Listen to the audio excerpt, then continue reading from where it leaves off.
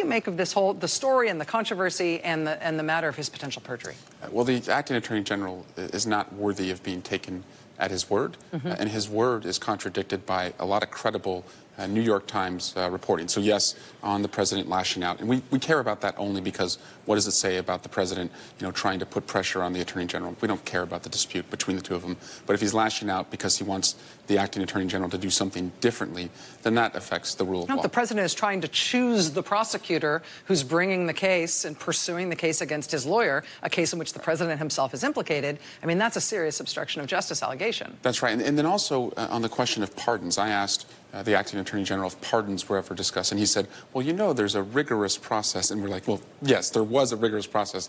Donald Trump doesn't follow it. Yeah. But he said that there was no discussion of pardons. And this New York Times story says, well, the Trump lawyers were, dangling pardons out to Manafort and Flynn, et cetera. And then also on the question of did Whitaker, when he was interviewing for the job to be Donald Trump's lawyer inside the White House before he became acting attorney general, did he talk about his previously held views of the Mueller investigation? So there's a couple different, buckets where the New York Times and other press accounts say, no, he did talk about his views. He did want to be the president's defense attorney inside the White House first. There has been discussion of pardons, and that he was lashed out at. So we need to bring him back under subpoena and start to really see what happened. Does it matter that he has stayed at the Justice Department, right? No-show job. Is it a no-show job? I mean, they've sort of invented a new job title for him, which I was surprised by. It might actually be harder for you guys to get him back in to answer the kinds of questions you're just saying there if he was no longer a Justice Department employee.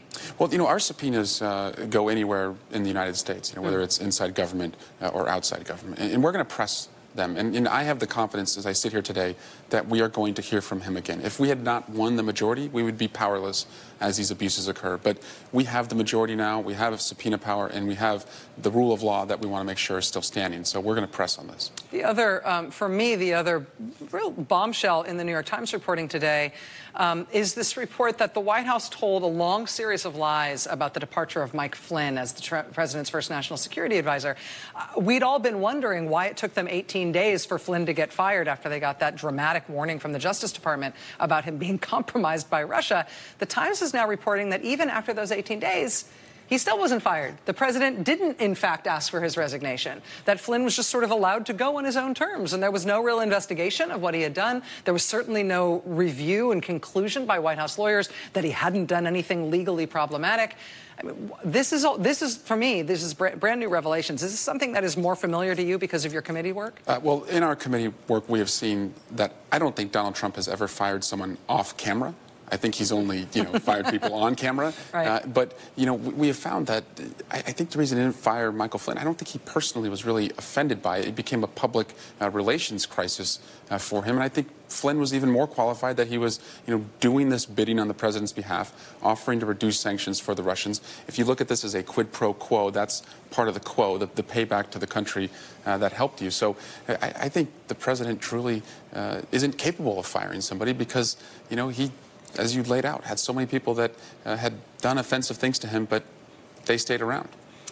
I am not going to ask you right now about running for president in a substantive way, but I am going to... That's a longer block. Longer block, but I would ask you that if you are going to form an exploratory committee, or if you are going to announce that you're getting in this race, will you come back here and set aside some time and talk to me about it? I would love that, absolutely. Yep. Congressman Eric Swalwell from California. Thank you. Thank you, sir. My pleasure.